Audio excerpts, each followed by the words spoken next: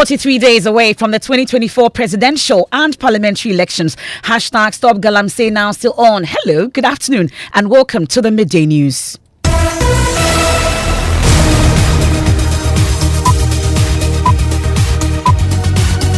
The Midday News is live on Joy 99.7 FM here in Accra and Kumasi. We're on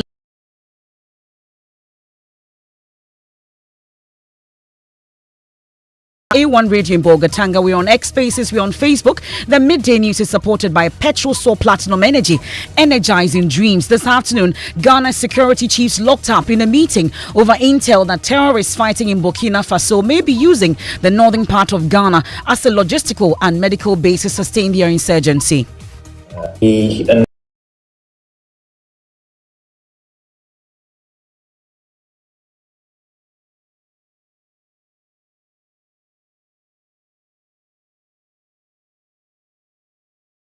Of details as security experts and security chiefs insist the Reuters news agency report is not entirely accurate. We have details of that. Also this afternoon, the 8th Parliament will go down as the worst in the history of Ghana. That's the verdict of some MPs.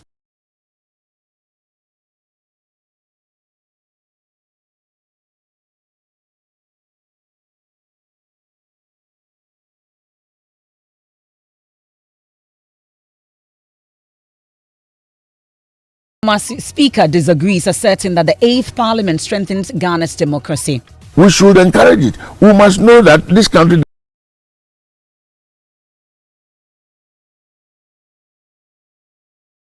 Afternoon, Ghana Association of Bankers tightening its oversight on the lifestyle of banking staff to combat fraud. When it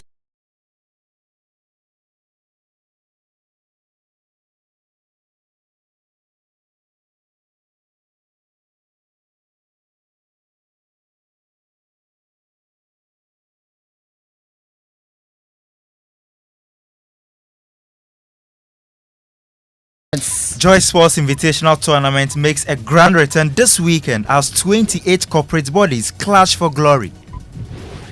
And of course, we'll take you to the central region. It's a holy clash this afternoon as 3 Catholic schools, St. Augustine's College, Bishop Herman and St. Hubert Seminary SHS, square it off in the first NSMQ quarterfinal contest for today. Is round 3 already. We have all the details of that.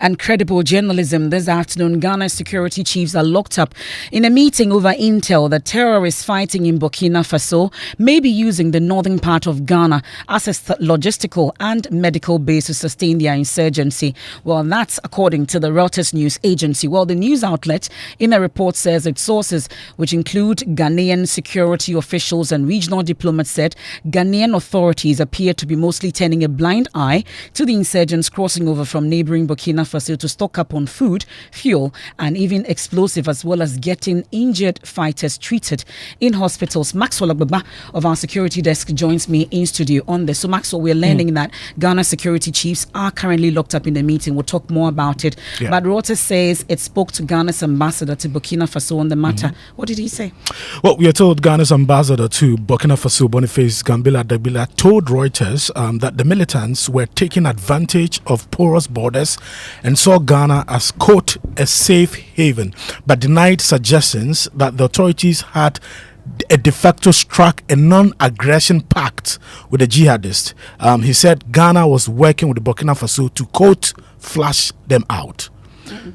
Well, but the news outlet also says a senior Ghanaian security official told them that militants do use Ghana as a rare base for launching attacks elsewhere and also seeking medical treatment. Tell us more.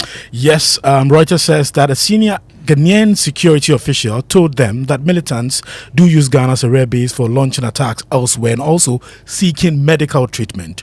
However, we are told that the official who asked not to be named due to the sensitivity of the issue said they were monitored and sometimes used as informants. There are also cases of militants being handed over to Burkinabe authorities, and he's quoted here saying that, quote, "We have arrested a lot of terrorists in the past and handed them over to Burkina," the official said, adding that Accra preferred to handle the cases discreetly. And we're learning some more details about the factual inaccuracies that may be contained in this particular report by Reuters news agency. What do we know?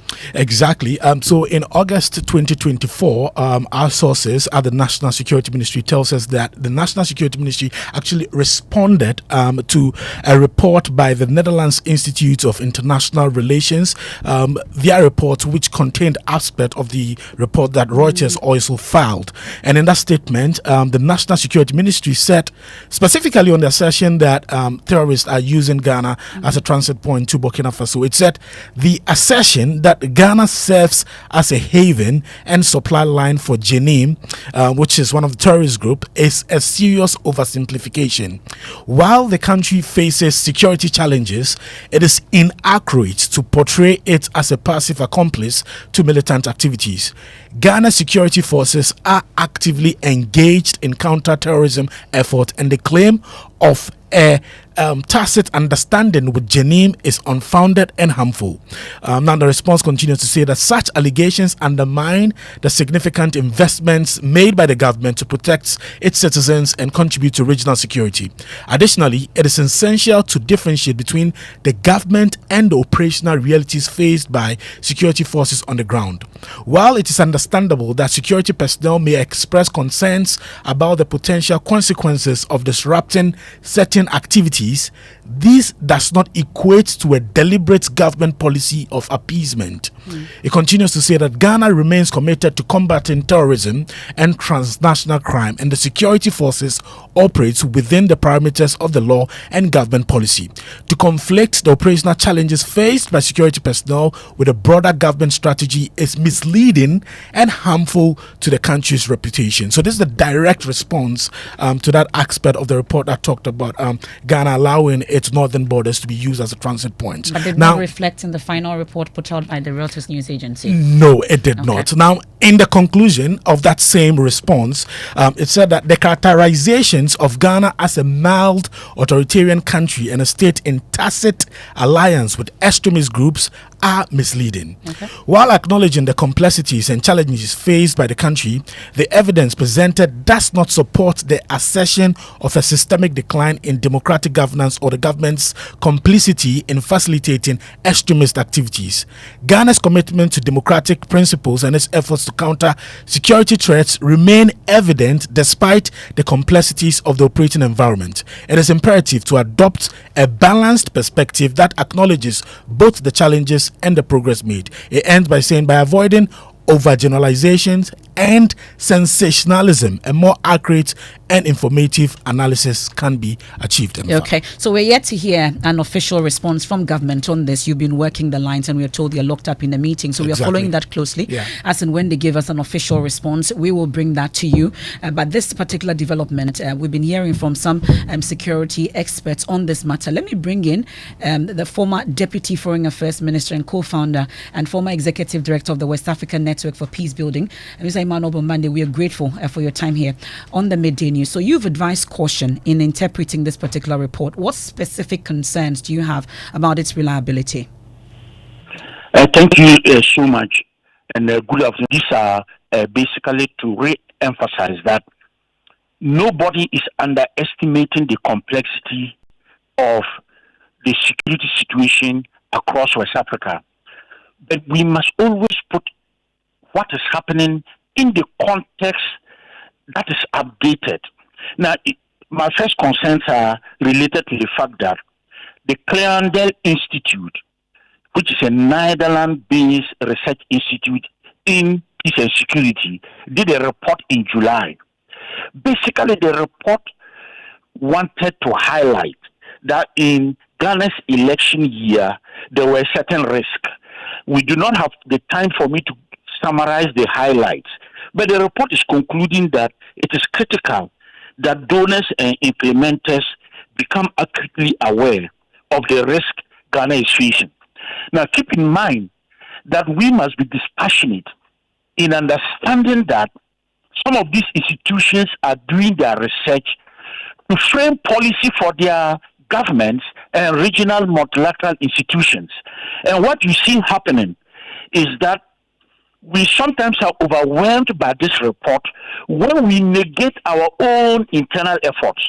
So, point number one, our security agencies, despite the challenges, have been, in my view, operating on the ground with our own homegrown indigenous approaches that are working.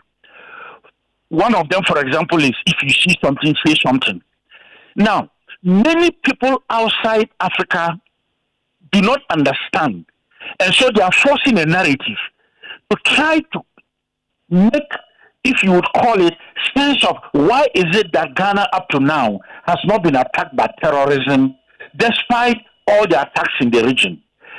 They forget that we, in our own uniqueness, while recognizing the challenges, are also responding to these challenges based on our own initiatives.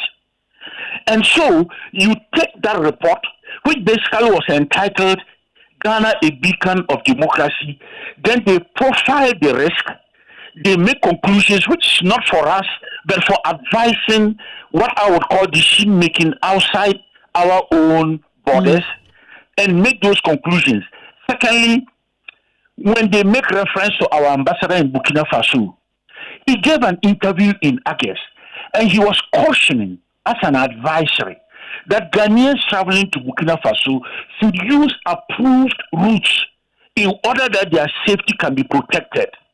Then people try to read into that to suggest that he's saying other things beyond the interview he made. And I want to conclude on this note by saying that to suggest that Northern Ghana as a logistical and medical support base for Sahel jihadis is completely sensational, it is excessive, and the headline in itself is paralyzing and over-exaggerated.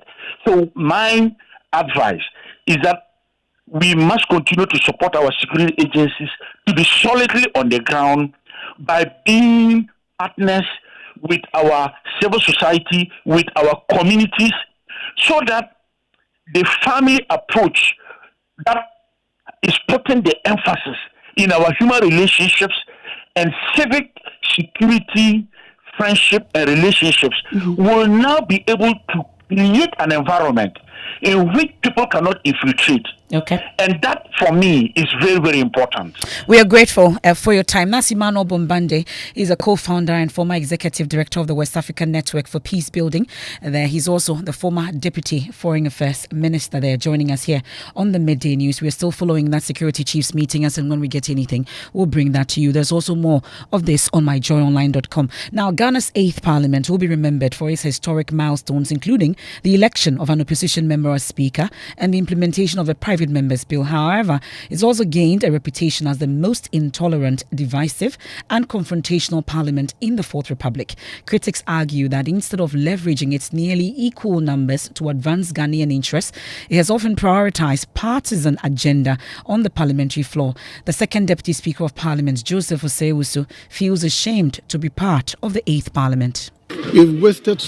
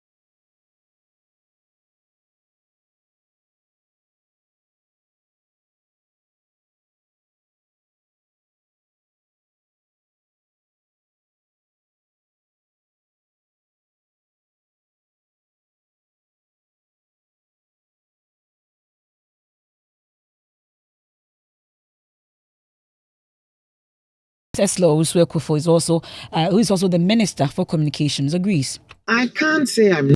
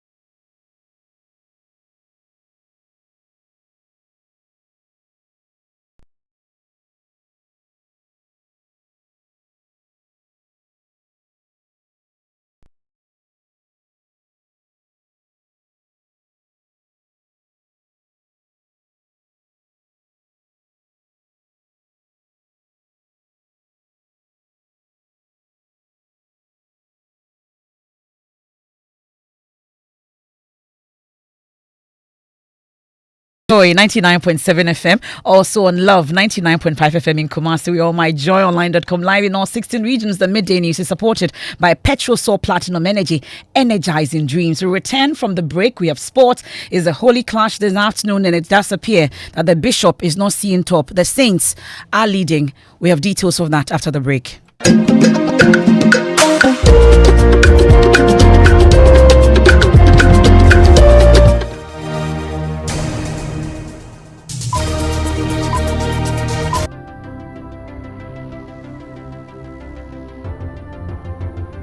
When budgets are tight and money difficult to come by, you want to be sure you get the best value for your money. These are not times to be spending money fixing expensive engine problems because of cheap fuel and lubricants. Drive to a Petrosol station today and buy your quality fuel and lubricants, and rest assured of fuel that lasts long and lubricants that prevent expensive engine problems.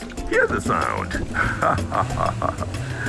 Petrosol, clean fuel in full quantity.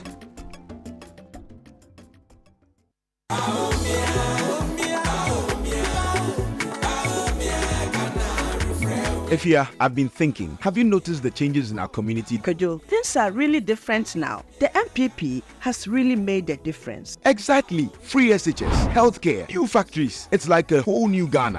And don't forget, electricity is so much reliable now. I remember when we used to go days without light. True. The NPP has done a lot to improve the basics. Ajua is a beneficiary of free SHS, and now she is in university. And that's the kind of leadership we need. Someone who is focused on making things better for everyone. But Efia, still there are a lot more to be done for the development of Ghana. Absolutely, Kojo. The MPP has shown that real progress is possible. On December 7th, let's vote to keep this positive impact going. Vote number 1 on the ballot.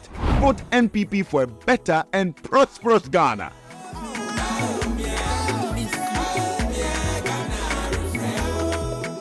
The luckiest star 712 hash. Luck is everywhere for everyone, yeah. Here's to the friends who dialed star 712 hash and found no regrets. To the investors who struck gold. To the health workers who diagnosed luck with precision. To the tough guy who couldn't hold back his tears. To the passionate fan who couldn't contain his joy. To the seamstress who turned her hard-earned stitches into a bundle of happiness. And now, here's to you. Your next big win is right here. Luck is everywhere for everyone. Dial star 712 hash. Now join in the luckiest winning celebration. Every 1st July 2024. Over dial star 712 hash. Now I can to tickets as a group, individual, and now even as a community. Now win is the car cashier. Prizes are cashier in the community draw or go for the grand draw on the 30th of November 2024. Unlock your luck with star 712 hash. Now join in the winning streak now. The luckiest star 712 hash. Luck is everywhere for everyone, yeah. The luckiest. Sigma, ooh, make life easier with Sigma appliances. Yeah, your excellent go-to choice. 5 Sigma appliances. Quality meets affordability at Sigma Appliances. From air conditioners, fridges, freezers, washing machines, small appliances, and more. Sigma Appliances has them all. Visit Platinum Impex on the Sprinters Road behind Okadeco for wholesale, or find Sigma products at your nearest home appliance store. Call 030-280-1555 or WhatsApp +233 55466 6444. Visit PlatinumImpex.net. Sigma Appliances is the perfect choice for your home. Thanks for staying with us. Let's do sports, and all is set. Yep, Emefa. For the Joy Sports Invitation. I tell you, the whole day is booked. Yes, 28 teams. It's not easy, of course. I'll be in the football team. They only you're have playing someone football, in that particular team, of course. Charlie, we've won. Yes, you can imagine. Wanna be through. But we are not scared. Oh, Apu. We are not scared. We are not scared. But for the ladies' penalty shootouts, I want to see you there. Okay. I'm doing 100 meters. 50-meter dash straight. Yes. Well, okay. We can hear from the participants, Emefa. They are really pumped up and raring to go. 10 for 10 simple means that we are going to score all the trophies. We are taking all of them home. And we are bringing the whole team from Magdan Aviation. This is the first time you will be seeing pilots. Shinjama. Wow. You see the ladies we see here, they are just few. They are those who are coming to cheer us, but the real people, they are in the bush preparing. So be ready for us. It's from the Green Bride. We are the Green Army. I see. Tell them we are coming. PIVA, NIC, whoever they are. We have come, our football team, far away in Spain for over 5 months. Our table tennis team have been training in China. We don't even know why they are even coming. They should come and support us so that we can take the trophies. Yes, Emefa, so let's meet tomorrow at the University of Ghana Stadium, 6 a.m. sharp. We are there for the walk as well. Now, the Ghana Association of Bankers is intensifying efforts to tighten oversight in the banking sector, focusing on enhanced lifestyle audit to curb the surge in fraud in the banks. This measure follows a Bank of Ghana fraud report, recording a loss of about 88 million cedis due to fraudulent activities. Acknowledging the setback, the association's president, John Ewa, stressed the need for stringent lifestyle monitoring to hold banking staff accountable. He's been speaking on PM Express Business Edition. Remember, many years ago, this is over 22 years ago or 23 years ago, I was working with Standard Chartered Bank, I remember at the time, and I bought a car, a Mazda 626. I remember, I got an email from HR, after a few days of using the car, I got an email from HR that said, we have observed that you have purchased a new car. Our records indicate that you have not taken a staff loan, you have not done A, you have not done B. Could you please write to explain the source from which you got the funds to buy this car? And I had to write a letter to HR indicating where I got my money. So this thing did not start now. Banks, this is 22 years ago, have been doing this. I believe we need to do a lot more. And when HR of banks attend your wedding, they are not there only for the fun and also as a colleague. They are there to also look at what you are doing. Whether the wedding program is something that befits somebody, the grandiose nature of it is something that from your compensation and stuff and maybe your partner, unless you are getting some support from your in-laws or your parents or whatever, they are interested in knowing bits and pieces. It's not like intrusive review of staff, but a little bit of staff lifestyle audit, so that even when people are successful, it becomes difficult to spend, and it means that then why still if you cannot spend? And that's Johnny Wa. So if you're in the bank, you should look out for your HR at your wedding. You're just watching. It's time for National Science and Maths Quiz.